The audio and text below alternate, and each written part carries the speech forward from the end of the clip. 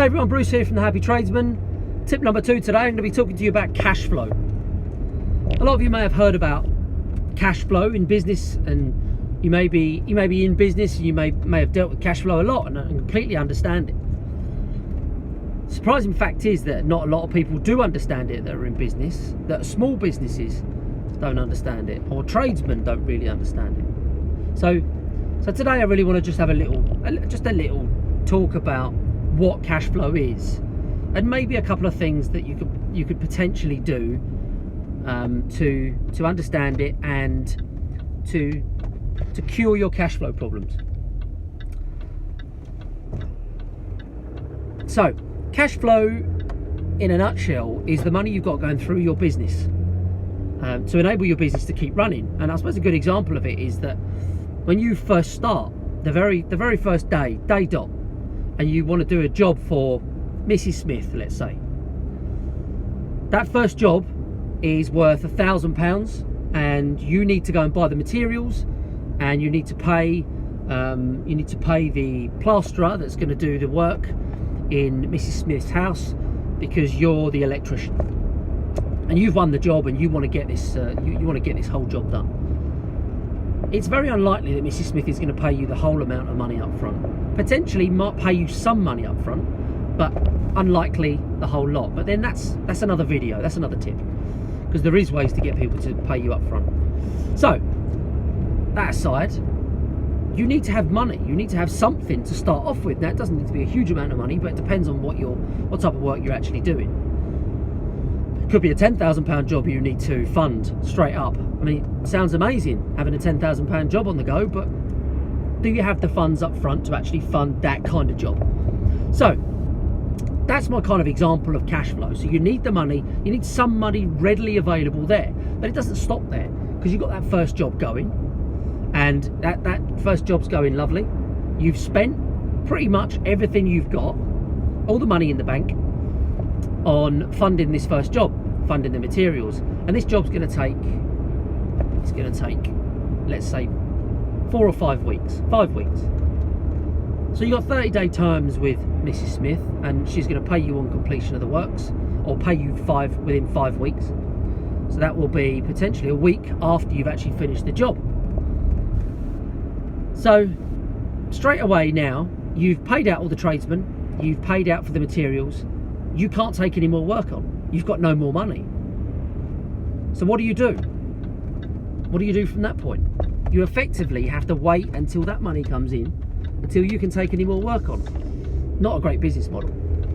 So that's where cash flow comes in. A profitable business, a very profitable business in the beginning, can still go under because of a lack of cash flow. It basically gets to a point where it can't move. The business cannot move because there's no cash readily available. All the cash is tied up in the jobs that you're doing. The suppliers are owed money. You've paid out labour before you've actually got any money in, and you get to a kind of checkmate point where you can't do anything. So a couple of tips on how you can alleviate the cash flow problem. I mean, some of this goes a little bit deeper, but a quick high level tip, first of all, is a credit line. Something I used in my business and still use in a property maintenance business is factoring. Now, invoice factoring, some people will literally, hiss and spit when you mention invoice factoring. But the beauty of it is that once you raise an invoice, you can actually draw the money, or draw 80%. Normally, it's 80% of the money off that invoice, as long as you can present them with the invoice.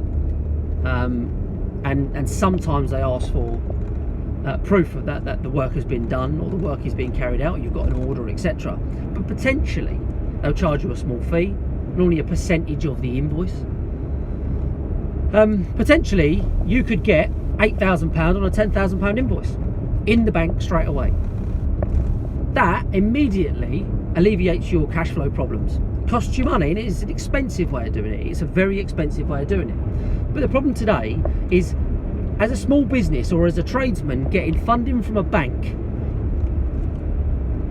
it's near on impossible. You're not going to do it. Some people will. You'll get an overdraft, or you'll use your existing overdraft, or potentially you'll start to use your credit cards, your own personal credit cards. The problem you've got there, and even the problem with factoring, is that what you're actually doing is you are providing a credit line for these people that you're working for. Now, you're on the hook completely. So if these companies you're working for, or one of these companies you're working for, maybe doesn't pay you, or goes bust before you get the job done, or before you're due to get paid, you are left holding the baby. Now that's not a very nice place to be, and I've been there, and it's a difficult one to get out of, because you effectively can't do anything. You have to wait for the receivers to clear up all the assets of the company that were supposed to pay you, if they have any assets. Very messy route to go down, and you get maybe 10 pence in the pound. So putting your personal finances on the line for these kind of things is very, very difficult. And even getting funding for a business these days is very, very difficult. So the other way to look at it, or the best way to look at it, is that you need to change your business, or you need to change the way you do things to improve your cash flow. Now, to get your cash flow working properly, and to get a consistent cash flow coming in your business, you need a strategy from day one how you're going to do that. So you've got your finance line, you've got your invoice factoring, so you've got your cash flow. The longer that cash stays outstanding, is the more money it's going to cost you. So the strategy that you need to take, or you need to implement, is that you need to reduce the amount of days that you're giving people credit. You're not a bank. You're not a credit line. It's costing you money. Every day that money is outstanding, it's costing you money. And that was always the biggest thing for me. It would cost me thousands on a monthly basis, thousands, for us to borrow money to give to other companies that are worth millions. So you've got small Joe Bloggs, or Bruce, that's lending people money that have got millions. And they generally are the worst ones. They're the ones that won't pay. So you need to be, a couple of tips, you need to be tight on credit control. You need to negotiate 7-day terms, maximum 7-day terms. Why would these companies not pay 7 days? Why wouldn't they? They've got millions in the bank. So if you can't do 30 days, if you can't do 7 days, do 14 days. Payment on completion. You know, don't be afraid to ask these people, because that is a big thing that all these tradesmen fall into. You're afraid to ask your companies that you're working for, in case they might go off and get someone else, or you know, you then become a slave to that company. So, wrapping it up, cash flow. Cash flow will kill you if you don't have a strategy and have a plan on how you're going to control it, and the kind of work you've got coming in. It's okay, and a lot of companies just take, then crash. And it's because of cash flow. They think they need all this work, keep going, loads and loads of work, and then they just crash. So, you need a funding line, but that's not the end of it. You need a funding line, you need a strategy, you need good credit control. You need to negotiate terms with these companies to keep your business alive, to offer them what they, you know, to keep them in the manner they're accustomed from your company. Don't let them squeeze you, don't let them go over. Don't let a 30-day term go to 60 days. Put them on stop. One of the things I'd done in the early days, and it was my biggest client. If I'd have lost this client, I'd have lost the business, gone. I put them on stop. And everyone in the company was coming into me saying, "You are crazy, you're gonna kill it. How are we gonna get paid? They're going over. You've got to take a stand and say, like, I can't keep funding the work." In the end, there was a big rally round. They ended up paying their invoices. Everything was fine again. But that could have killed me. If I hadn't have done that, that would have killed me. So cash flow. Put effort into your cash flow, your strategy.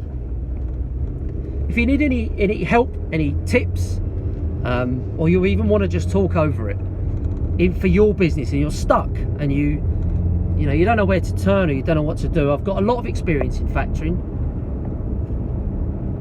I've got a lot of experience in the strategy for cash flow. Hit me up, ask me a question, PM me, email me, bhurton@yahoo.com. I'll answer your queries, no problem.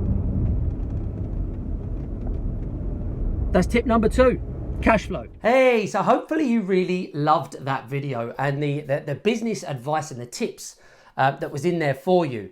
Listen, I've put 20 years of knowledge into all of these tips and everything that I do. I'm ultimately here to help tradesmen create the businesses they've always wanted. So if this tip resonated with you and you found something there or you've learned something, leave me a comment below, the comments box just here.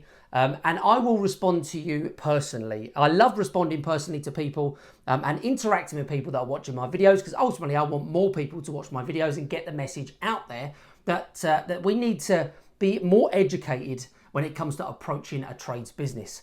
So again, if you like this video, hit the thumbs up button to like this video. I really appreciate people liking my videos. And then that means I can make more of the ones that are actually resonating with people.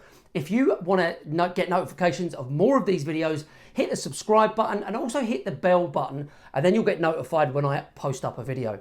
If you want to take your business to the next level, I also have another training which is coming up called the Trade Success Secrets Training. So what I'm going to do is I'm going to leave the link in the comments below, or in the space below, so you can register for that and save your seat in the upcoming online training.